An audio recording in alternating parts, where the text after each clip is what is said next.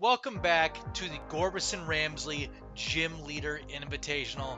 Winners round 1, game 3 against KoolAid, the Grass Gym Leader, and BrendenV, the Electric type Gym Leader. Without further ado, let's get right into that analysis. Alright, first we're going to talk about KoolAid, the Grass Gym Leader. First thing we have to mention with KoolAid is his inexperience. My man has only really ever played randoms and never played anything with a meta, and that inexperience shines through the most with his stubbornness to switch out his disadvantaged Pokemon. However, he does have a very good understanding of what each of his Pokemon is supposed to do and makes very good use of Toxic, Spikes, and Leech Seed. There's a lot of good play hidden under his lack of experience, so Brendan needs to watch out for those plays. If I had to select one Pokemon to watch out for in this match for KoolAid, it's Venusaur. He's been making very good use of Venusaur's bulk and sustain to deal a lot of damage, almost 1v1ing Eternatus with it. Next, we move on over to BrendenV, the Electric Gym Leader, and I have to say that I've already been thoroughly impressed with his gameplay so far. But it should be noted that he also has a slight problem with inexperience, but he does make a lot of really smart plays in spite of that, and has a knack for getting really good reads. He's really noticed that Manectric is a fantastic revenge killer and has been using it to its fullest. Another thing he's been using to the fullest is aggressive Volt Switches, which is a great way to get chip damage and keep the pace of the match on his terms. It's sad that we don't have more data on Brendan, given that he only had one match in the group stage, but you guys should definitely look forward to his play. One Pokemon that I need to highlight for Brendan's team that may seem a bit odd with the amount of high damage that was on his team, but it's Magnezone. This Steel Electric type has allowed Brendan to very easily control the speed of the games with his ability to stay alive, T-Wave his opponent, and switch out via Volt Switch. It's also going to limit KoolAid's usage of Toxic this game, so be on the lookout for that. Alright, and here we are with BrendenV, the Electric Gym Leader, versus Neon KoolAid, the Grass Gym Leader. Let's get right into the match. We are first going to start with Rotom Wash versus Ferrothorn. Here we go. Turn 1, misses the Will-O-Wisp, trying to get that early chip damage on a Ferrothorn. I like the concept, but I feel like there could be better options. Does get the Will-O-Wisp on there, like I said, hopefully for some chip damage. Gets a second layer of spikes on the ground. This should be perfect for KoolAid. Brendan trying to Thunder Wave a burned Pokemon. You cannot have two statuses on the same Pokemon. So we should be seeing a Thunder Wave again. That's 2 Thunder Waves in a row. Wow, this is just a lot of time for KoolAid to set up. Brendan tries to Thunder Wave for a 3rd round in a row. And now that Leech Seed is down, so there'll be chip damage onto Rotom. His time is now limited. Brendan with another Thunder Wave.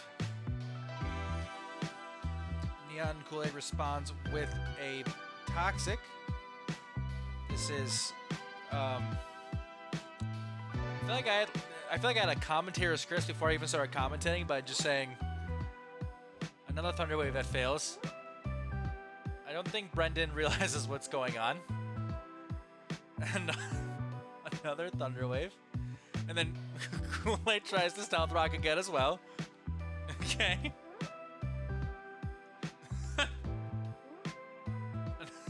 Another Thunder Wave. Sorry, I should not be laughing. Another Stealth Rock that fails. On the upside,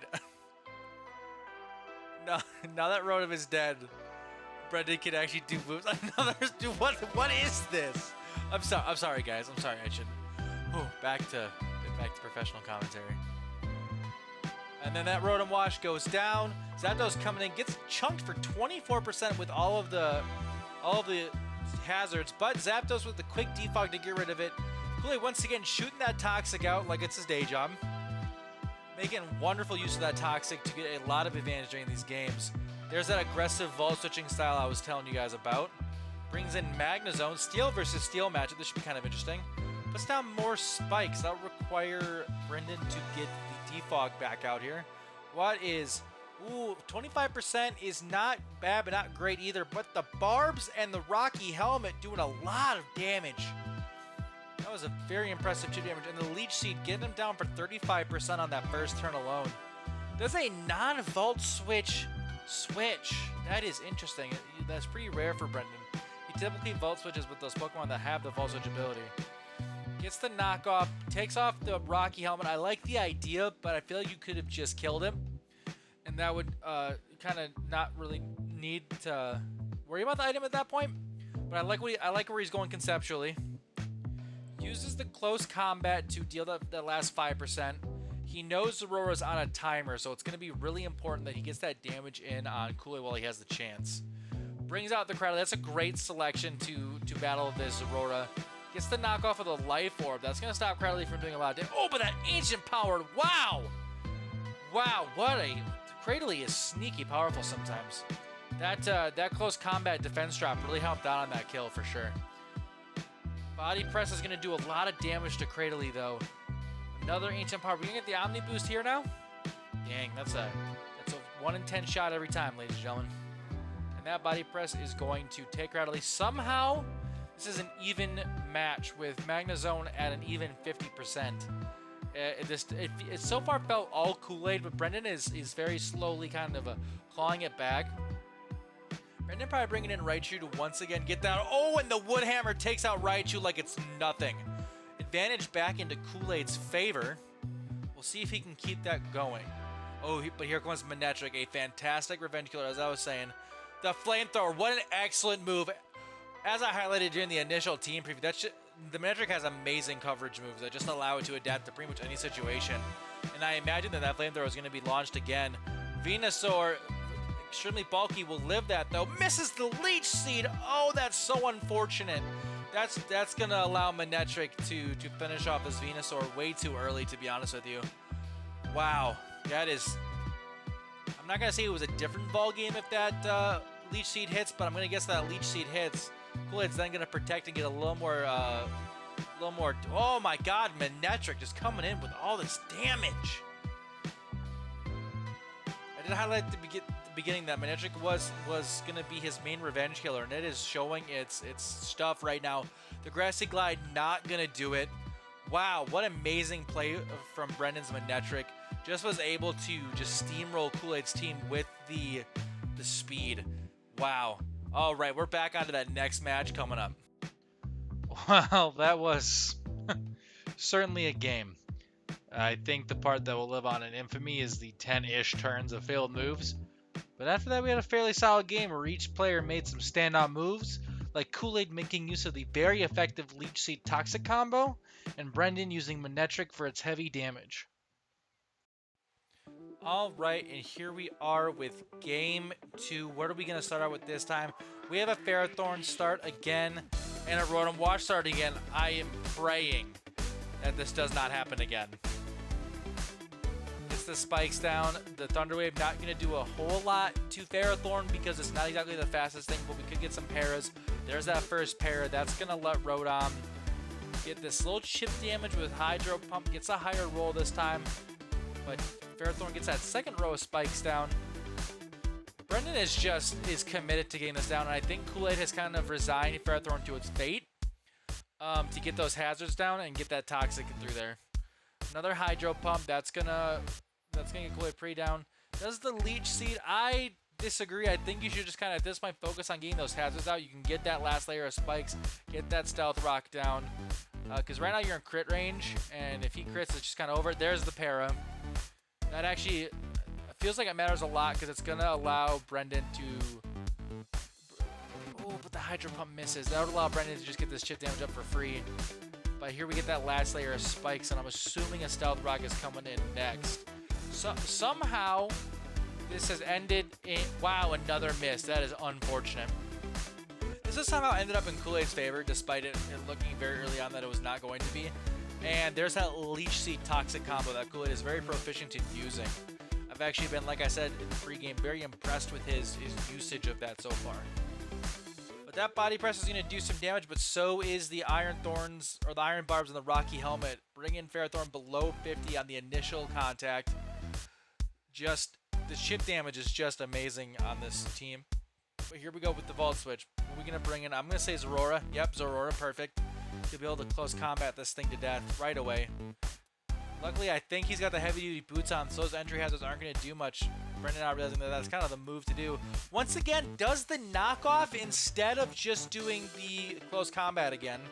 Funnily enough, it's also 5% left on close combat again. Sometimes there's that deja vu factor. And once again, it's toxic. So this is literally just a replay so far of the first game. Minus 10 turns of failed moves. If we get to see the Rose Raid actually do some stuff this game, because it's been very like lackluster. But hopefully we get to see it actually participate in the battle. Oh, it actually lives it. That's actually nice job. Alright, so he's going to take out one of Brendan's best damages, but he has 0.5 spa. But hopefully it's just not going to matter because he's just going to let it die. Tries to get the sleep powder off, but he misses the defog. That's a fantastic move. He realizes that Rose Raid really can't do much to Zapdos, barring that sleep powder. That was so worth it. That was such a worth it trade for sleep freaking rid of all the hazards. That was, pardon me. That was brilliant. So I'm going to do quite a bit of damage. Oh, Zapdos waking up really early. Hurricane's going to easily finish off Roserade. And I think with Zapdos out, Cradily? Real interesting. Grassy Surge is pretty good right now. But he goes for the Grassy Glide against the Flying type. There's that inexperience. And yep, Hurricane is just going to quite easily finish off Rillaboom. And that's going to take care of one of KoolAid's best damage dealers. But we do get Cradily. The Roost coming out, great choice. Doesn't have to fear that Ancient Power as much. Does the Sludge Bomb. Interesting. I like the thought, try to get that poison out without wasting a turn on the other moves. Let's see, there's that Toxic, okay. So now he's gotta play the stall game. But against Zapdos, that can be pretty hard. This is our first time really seeing Zapdos stay in and do some damage. Oh, and he gets the Confusion. Oh, and it gets the self-hit. Oh, that's got to be infuriating for KoolAid. I feel so bad for that, man. And then we got the Hurricane. Can he... And it hits itself again. I'm getting PTSD flashbacks to my Nuzlocke right now. And the grass has disappeared. There's that aggressive Vault Switch. Amazing decision because it's going to get Brendan a free switch off of the KO. Brings him in. That's a terrific move. This is what I'm talking about Brendan. He, despite his inexperience, he makes these really amazing plays that just keep the tide in his... What the Woodhammer once again easily takes care of Manectric. But I think Brendan has done enough. This Tapu Bulu is going to faint because of that recoil. Then we got a Lowland Raichu versus Venusaur. The Psychic doing a tremendous amount of damage, but if you can get that Leech Seed down, I'm not going to say a lot's going to happen because Surge Rider or Surge Surfer is giving Raichu a lot of speed advantage. It's against the Psychic, against the Protect. We're going to get the double HP restore though. Triple HP restore. Oh yeah, leftovers. I forgot about leftovers. For some reason, uses Rising Voltage. I'm not quite certain why. That gives KoolAid a chance to synthesize and get at full HP. The Psychic coming back out. Not going to do enough once again as Venusaur is bulky. The Giga Drain. That was a fantastic maneuver. That was very intelligent by KoolAid. KoolAid's going to get some HP back on leftovers and the Drain. But unfortunately, without this being Leech Seeded, but it is Toxic. KoolAid has a Loki. Oh, and unfortunately, that's going to do it for KoolAid. Very impressed by both players, and that gets Brendan to the next round. Game 2 started kind of slow with Brendan trying to chip away at Ferrothorn and KoolAid just trying to set up. But after that, we had a very close affair with the control of the game shifting back and forth until it pretty heavily favored Brendan. But KoolAid almost had a sneaky comeback. Very exciting game. Very exciting set. And that wraps up match 3 of Winners Round 1. Very exciting games. Very exciting match. This is how the bracket is looking after that match. And I wanted to once again thank you guys so much for watching. And I look forward to seeing you guys next time.